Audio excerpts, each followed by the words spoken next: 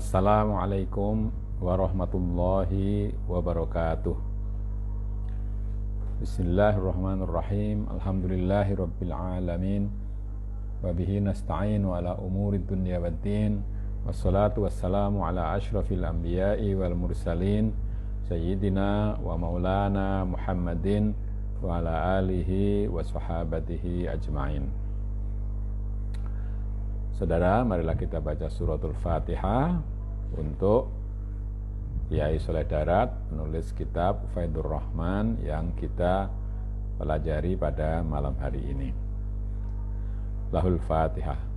A'udzu billahi minasyaitonir rajim. Bismillahirrahmanirrahim. Alhamdulillahi rabbil alamin. Ar-Rahmanir Rahim. Maliki yaumiddin. Iyyaka na'budu wa iyyaka nasta'in. Ihdinas siratal mustaqim, siratal ladzina an'amta 'alaihim ghairil maghdubi 'alaihim waladdallin. Amin. Saudara, 2 malam yang lalu kita sudah selesaikan pembacaan makna al-isyari dari ayat 198-199 yang berbicara tentang kebolehan mencari fadol atau berdagang setelah selesai perjalanan haji. Ya. Sekarang kita lanjutkan dengan ayat berikutnya. Bismillahirrahmanirrahim. فَإِذَا قَضَيْتُمْ مَنَاسِكَكُمْ فَاذْكُرُوا اللَّهَ كَذِكْرِكُمْ آبَاءَكُمْ أَوْ أَشَدَّ ذِكْرًا فَمِنَ النَّاسِ مَن يَقُولُ رَبَّنَا آتِنَا فِي الدُّنْيَا وَمَا لَهُ فِي الْآخِرَةِ مِنْ خَلَاقٍ وَمِنْهُمْ مَن يَقُولُ رَبَّنَا آتِنَا فِي الدُّنْيَا حَسَنَةً وَفِي الْآخِرَةِ حَسَنَةً وَقِنَا عَذَابَ النَّارِ Ulaika lahum nasibum mimma kasabu wallahu sari'ul hisab. Lantat kalane wis nekani sira kabeh ing kelakuane haji nira kelawan yen wis balang jumrah Aqabah lan wis tawaf ifadah lan nuli tetep ana ing Mina ing dalem ayyamut tasyrik. Mongko nuli padha zikira sira kabeh ing Allah kelawan takbiran lan muji ing Allah. Olehira zikir ing Allah kaya olehira ngeling-eling ing para leluhurira nalika wis rampung haji nira. Sira sebut-sebut kelawan pira-pira kamulyane utawa luweh banget zikirira ing Allah tinimbang zikirira ing para leluhurira.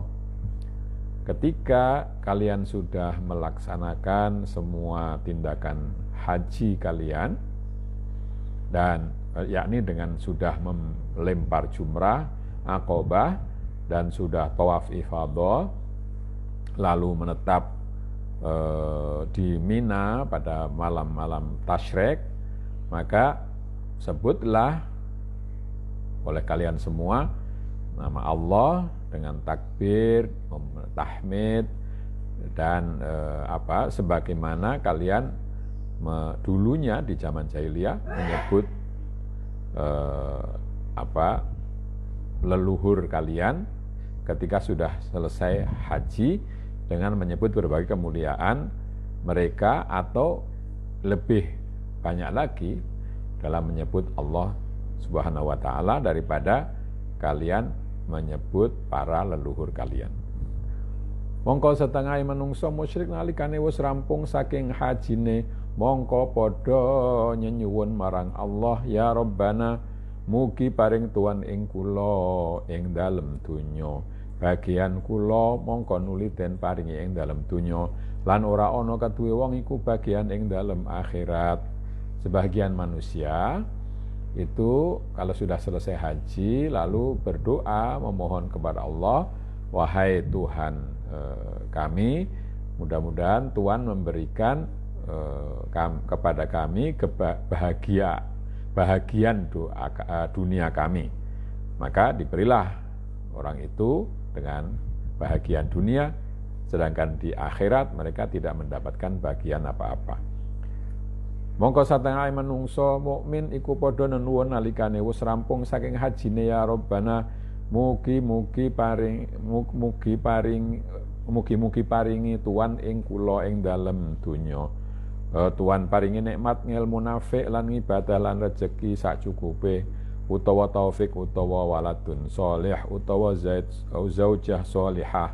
Ing dalem akhirat Tuhan paringi hasanah nikmat dukhul jannah lan maghfirah lan ru'yah lan mugi ngreksa Tuhan ing kula ing siksane neraka. Artine sampun ngantos mlebet kula ing neraka. Nah, sebagian yang lain, yakni orang mukmin yang lain itu memohon kepada Allah ketika sudah selesai haji, wahai Tuhan kami, mudah-mudahan Tuhan berikan kepada kami di dunia, Tuhan berikan ilmu yang bermanfaat, ibadah dan rezeki secukupnya, atau pertolongan, atau anak soleh, atau istri yang solihah. Ya, kalau perempuan ya suami yang soleh. Sedangkan di akhirat Tuhan berikan kebaikan yang berupa nikmat masuk surga dan ampunan serta melihat Allah. Dan moga-moga Tuhan menjaga kami dari siksa neraka, maksudnya jangan sampai kami dimasukkan neraka. Itu doa sebagian yang lain. Utahe mengkono-mengkono tingkahe wong padha haji iku tetep keduwe wong iku kabeh ganjaran saking arah barang kang wis padha nglakoni wong iku kabeh ing amal saking amal haji lan donga. Utawi Allah iku kang gancang oleh hisab marang kawulane kabeh, nglandrat Allah Subhanahu wa taala ing makhluk kabeh sak kadar setengah dina saking dina donya. Amal atau perbuatan orang-orang yang haji itu akan mendapatkan balasan dari apa yang telah dilakukan orang itu semua, yakni baik berupa amalia haji maupun doanya. Sedangkan Allah itu adalah sangat cepat hisabnya, sangat cepat perhitungannya kepada hambanya semua. Lalu ya ini landrat itu istilah bahasa Belanda ya, landrat itu sebenarnya hasilnya artinya dewan negeri, tapi di sini yang dimaksudkan adalah menghukumi. Allah akan menghukumi makhluk semua dalam waktu yang sangat pendek, yaitu kira-kira sehari kalau diukur dengan hari dunia. Yakni artine setuhune wong kang padha nglakoni haji kabeh tatkalane wis rampung saking hajine, tegese wis balang jumroh Aqabah lan wis nginep ana ing Mina. Rong bengi sakwuse balang jumroh telu-telu saben dinane, mongko den perintahi purih padha zikir ing Allah Subhanahu wa taala kelawan tahmid lan tahlil lan tasbih lan tamjid dadi gantine oleh eling-eling para leluhure. Maksudnya artinya sesungguhnya orang yang sudah melaksanakan haji ketika sudah selesai amalia hajinya, yakni sudah melempar jumroh Aqabah lalu menginap 2 malam di Mina, dan setelah melempar jumrah 3 jumrah Aqabah, jumrah ula, jumrah wusta, jumlah ya itu setiap harinya 3-3 yang sudah dilempar dalam waktu 3 hari, lalu diperintah untuk mengingat Allah Ta'ala dengan bertahmid, menyebut alhamdulillah dan tahlil la ilaha illallah dan tasbih subhanallah alhamdulillah wa la ilaha illallah akbar lan tamjid. Ya, tamjid ini memang tidak ada lafaz khususnya ya memuliakan Allah. Dan sebagai ganti dari penyebutan haji-haji orang di zaman jahiliyah terhadap nenek moyang mereka. Krana wong Arab kabeh ing dalem jaman jahiliyah nalikane wis rampung saking nglakoni haji mongko nuli leren wukuf ana Masjid Mina, wakila ana ing Baitullah mongko nuli padha nyebut-nyebut mafakhire, eyang-eyange lan leluhure lan nyebut kebagusane lan manakibe lan kautamane, kaya lamun ngucap wong Arab kabeh kana abi kabirul jafna rohbal fina yukrid doif wakana amaluhu kadza kadza, ya podo lan podo den gawe kelawan nazom ana ingkang nasar lan kelawan sajak lan kelawan kalam kang fasih mongko werna-werna pamujine marang para leluhure. Ya, itu karena dulu orang Arab di zaman jahiliyah ketika sudah selesai melaksanakan haji, lalu mereka tinggal di Masjid Mina, ya, Masjid Mina, atau orang yang mengatakan itu di Baitullah, Masjidil Haram. Maka lalu mereka mulailah menyebut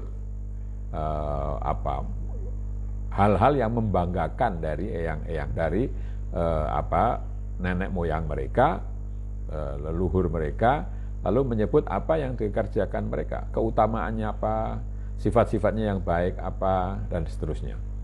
Misalnya mereka mengatakan dulu bapakku atau nenek moyangku dulu kabirul jafnah. Kabirul jafnah itu artinya mangkuk makanannya itu besar-besar, ya. Itu maksudnya menyediakan masakan yang banyak, ya, mangkuk sehingga wadahnya besar-besar. Rohbal fina'i yukrid doif. Rohbal fina itu halaman rumahnya luas, itu artinya tamunya banyak. Yukrid doif banyak memberikan suguhan kepada tamu. Nah, jadi itu yang paling dibanggakan bagi mereka itu adalah mereka bahwa orang tua itu menyediakan banyak makanan, lalu mengundang banyak tamu dan semua dijamu dengan jamuan yang katakanlah menyenangkan. Ya, itu kebiasaan orang Arab di jahiliyah. Perbuatan mereka adalah begini-begini. Jadi disebutkanlah apa yang membanggakan dari nenek moyang mereka.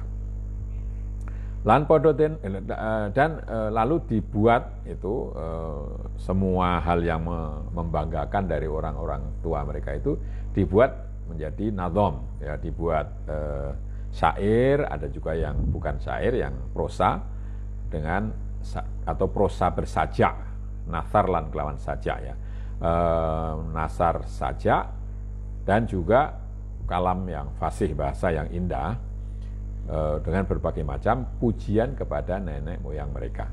Mongko nalika wis paring Allah Subhanahu wa taala ing agama Islam lan paring Quran, mongko nuliten perintahi purih ngeling-eling ing Allah krana ingkang gawe lan ingkang paring marang sira kabeh kelawan pirang-pirang kanugrahan lan pirang-pirang kanikmatan.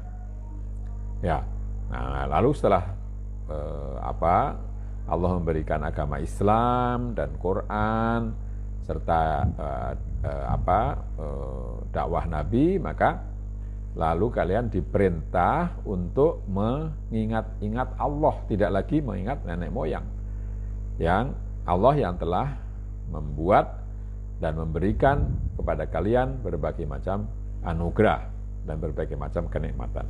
Oleh ngeling-eling ing nikmate Allah lan paring Allah iku kaya oleh ngeling-eling bocah cilik ing peparinge bapa biyunge, krana iku bocah cilik awit bisa caturan muni abah semono uga sira kabeh awit ngucap ya Allah, ya Allah. Karena Allah iku ingkang peparing kelawan pirang-pirang peparing, bali ana zikirira marang Allah iku luwih banget lan luwih akeh tinimbang zikirira marang aba, krana Allah iku paring nikmat marang aba ira kabeh. Penyebutan kalian atau terhadap nikmat Allah itu seperti anak-anak kecil yang menyebutkan pemberian dari orang tuanya, bapak ibunya, karena anak kecil itu masih baru belajar berbicara, atau bapak, nah gitu. Mulai begitu ya, kalau Arabnya ini abah ya. Demikian juga kalian menyebut Allah, ya Allah, ya Allah, ya Allah. Jadi menyebutkan ya Allah itu seperti anak kecil yang baru bisa berbicara, menyebut nama orang tuanya. Karena Allah telah memberikan berbagai macam pemberian. Bahkan penyebutan kalian itu mestinya lebih banyak daripada penyebutan anak kepada orang tuanya. Karena Allah lah yang telah memberikan nikmat kepada orang tua juga seluruhnya. Mongko sawise wis rampung hajine mongko padha beda-beda tingkahe menungso kabeh. Mongko setengah musyrikin iku padha nyuwun ing Allah ing dalam hajine anuwun donya lan nikmate donya. Mongko padha ndonga marang Allah, kula nuwun unta kang akeh lan arta lan wedhus, sapi lan budak ya. Berbagai macam tingkah laku dari orang-orang yang sudah selesai haji. Dulu di zaman jahiliyah orang-orang musyrik itu minta kepada Allah di dalam hajinya agar mendapatkan kenikmatan dunia. Misalnya mereka mengatakan, aku minta unta yang banyak atau uang yang banyak, kambing, sapi dan budak yang banyak dan seterusnya. Lan setengah musyrik padha ngucap, ya Rabbi setuhune bapa kula punika ahlul khair, lomo sugih arta ahli nyuguh dayoh, mugi kula tuan paringi kados bapa kula, mongko iku kabeh ora oleh bagian ing dalam akhirate. Sebagian dari orang musyrik ada yang mengatakan, ya Allah, ya Tuhan kami, orang tua kami dulu ahlul khair, artinya banyak melakukan perbuatan kebaikan, suka memberi, banyak hartanya, sering menjamu tamu.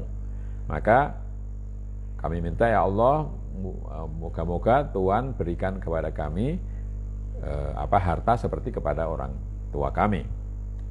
Nah, orang yang berdoa seperti itu hanya mendapatkan bagian di dunia, sedangkan di akhirat tidak mendapat bagian apa-apa.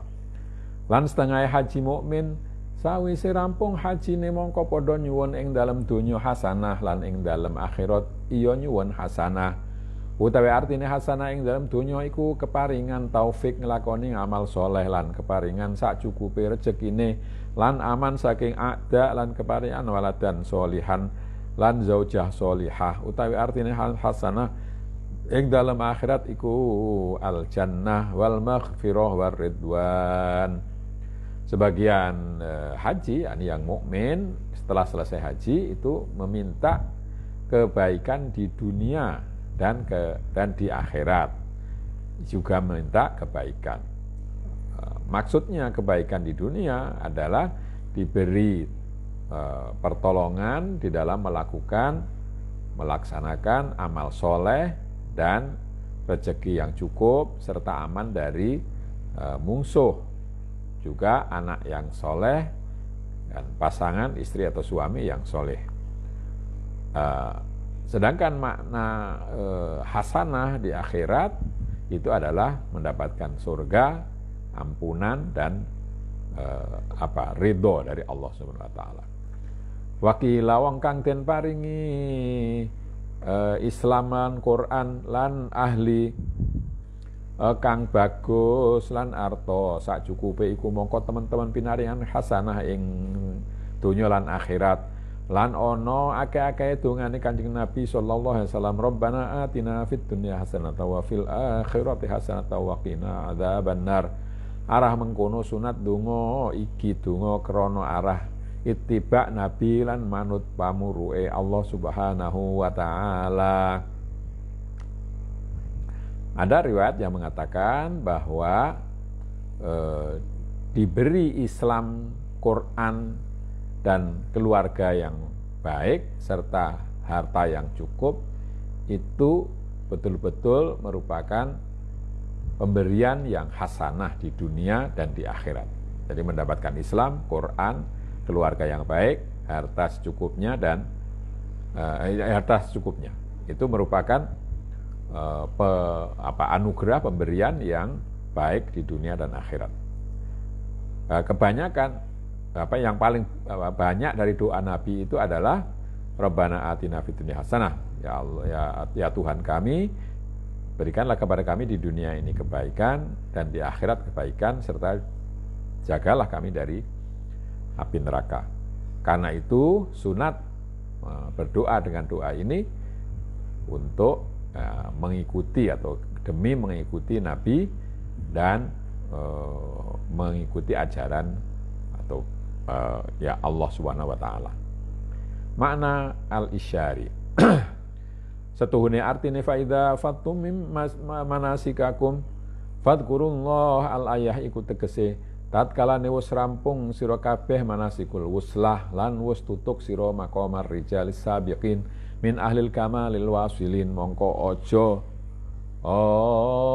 ngemenaken ing mikir ing makrullah lan aja ana sira kabeh padha keset zikrullah balik padha zikira sira kabeh lan nyebut to sira kabeh ing Allah kaya oleh nyebut bocah cilik ing bapa biyunge nalikane karep suwiji krana wis rumangsa apes awake lan inane awake lan weruh setuhune bapa biyunge ingkang bisa nulungi. Nah, makna dari potongan ayat fa idza qadaitum manasikakum fadhkurullah dan seterusnya itu ketika sudah kalian semua sudah selesai melaksanakan amal untuk bertemu dengan Allah dan sudah sampai ke tingkatan orang-orang terdahulu dari orang-orang yang sempurna dan bertemu dengan Allah, maka jangan sampai kalian makar itu di sini artinya menentang Allah. Jangan sampai durhaka kepada Allah dan jangan malas di dalam menyebut Allah. Tapi sebaliknya zikirlah atau sebut-sebutlah Allah dengan penyebutan seperti penyebutan anak-anak kepada orang tuanya ketika mereka menghendaki sesuatu karena merasa dirinya tidak bisa dan hinanya dirinya dan tahu bahwa yang bisa menolong itu hanya orang tuanya. Ya. Semono uga sira rijal balighin kang wasilin iya padha ngeling-elinga sira ing Allah kelawan lisan lan kelawan ati krana rumangsa apes lan inane lan hajate. Ya, demikian juga kalian orang yang sudah dewasa, yang sudah sampai umur itu ya yang sudah bertemu dengan Allah, sebut-sebutlah Allah, ingat-ingatlah Allah dengan lisan dan dengan hati karena merasa lemah dan hina dan membutuhkan Allah dan membutuhkan pertolongan, mungkin begitu. Lan nalikane dadi kamilin mongko padha ngeling-elinga sira ing Allah kelawan lisan utawa ati krana arah istidhar lan iftikharon dene kok dadi pangeran Rabbil Alamin mongko dadi sregep nyebut-nyebut Allah krana dene saking demen lan arah iftikhare billah kaya wong kang kemaruk duwe pangeran Allah Rabbil Alamin. Dan kalian ketika sudah sempurna maka ingat-ingatlah juga Allah dengan lisan atau dengan hati, dengan lisan atau hati karena istidhar itu ingin menunjukkan kebesaran Allah dan karena berbangga dengan Allah. Berbangga karena punya Tuhan Rabbul Alamin itu.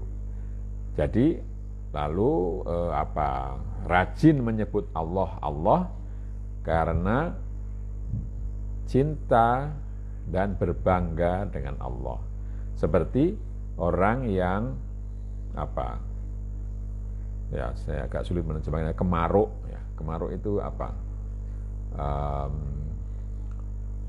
Ya, kemaruk itu contohnya itu orang yang baru sakit, yang tadinya tidak mau makan, lalu setelah sembuh itu mau makan banyak, itu kemaruk ya.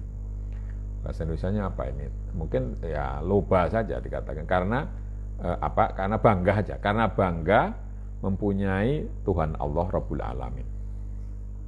Ya, mongko setengah menungso ahlu suluk iku padha ndonga nyuwun ing Allah ing dalam donya nyuwun hasanah, sebab bujuke nafsu lan tipune nafsu. Mongko ora ana ingkang den suwun ingkang ing angin hasanatu dunya krana saking demene ing donya lan condong marang pepaes-paese donya, lan condong marang jah lan kabul lan padha nyono wong iku kabeh. Prasane semongso wis hasil hasanatu dunya, mongko cukup ora hajat marang akeh mujahadah lan ora hajat akeh-akeh zikrullah lan riyadun nafsi. Ya. Sebagian orang yang menjalani jalan sufi, jalan tasawuf, itu ada yang berdoa kepada Allah untuk meminta kebaikan di dunia saja karena bujukan dari nafsu dan tipuannya. Maka tidak ada yang diminta kecuali hasanatud dunya, kecuali kebaikan dunia, karena cintanya orang itu kepada dunia dan kecenderungannya kepada perhiasan dunia, serta kewibawaan di dunia, serta berterima ya diterima orang banyak, dan mereka mengira bahwa kalau sudah memperoleh kebaikan dunia maka sudah cukup, tidak membutuhkan latihan, tidak membutuhkan zikir kepada Allah dan riyadun nafsi ya, melatih jiwa, tidak perlu lagi. Mongko dadi kelindih ing atase wong iku hawa nafsune lan mongko dadi mituruti marang setan, mongko dadi ora oleh ganjaran akhirat sebab wis ngalap cukup ing dalam dunya. Nah, maka lalu orang itu terkalahkan oleh hawa nafsunya dan jadi mengikuti setan. Maka dia tidak akan memperoleh ganjaran akhirat karena sudah merasa cukup dengan ganjaran dunia. Lan sedune wong ahli wusul kang kamil iku padha nyuwun ing dalem donya hasanah zahiratan lan ing dalem akhirat hasanah batinatan, kaya kasyaf lan mujahadah lan uslah lan qurbah ila ghairi dzalika ulaika lahum nasibum mimma kasabu. Tegese kaduwe wong iku wong kang baligin wasilin iku duweni haddaim wafir saking amale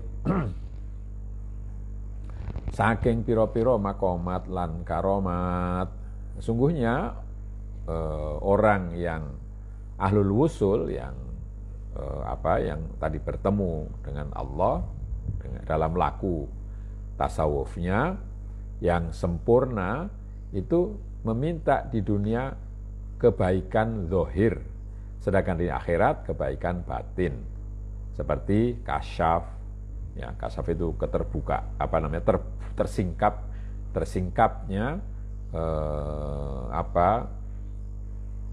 tutup dari bisa melihat Allah, dan musyahadah menyaksikan Allah, serta wuslah ketemu dengan Allah, serta kurbah dan kedekatan dengan Allah dan sebagainya. Mereka itulah orang yang mendapatkan bagian yang yang besar dari apa yang mereka usahakan.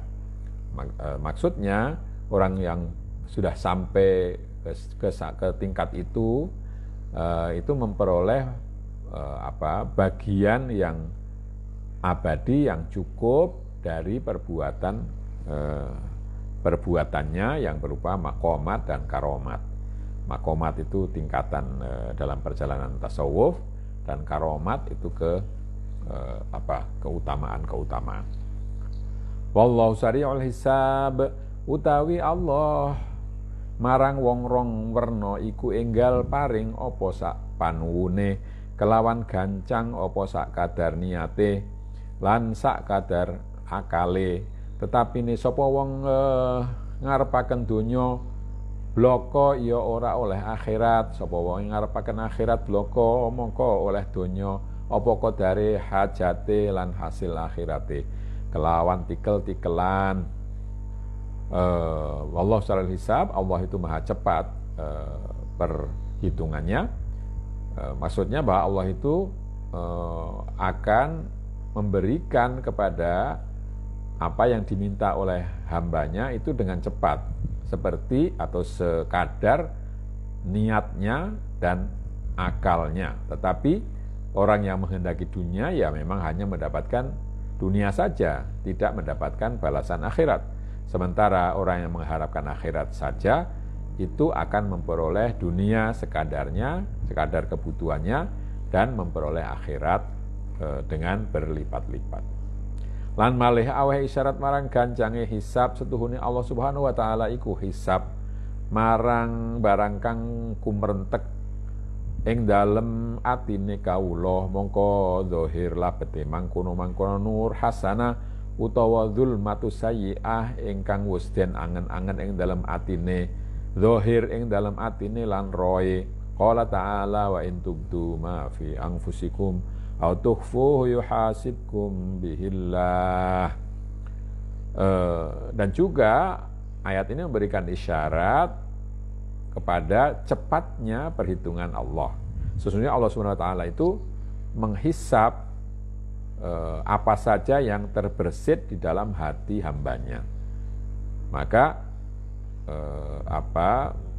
muncullah pengaruh dari cahaya kebaikan atau dari kegelapan, dari keburukan yang sudah diangan-angan dalam batinnya. Maksudnya kalau batinnya itu mengangankan yang baik, itu akan muncul dalam kebaikan.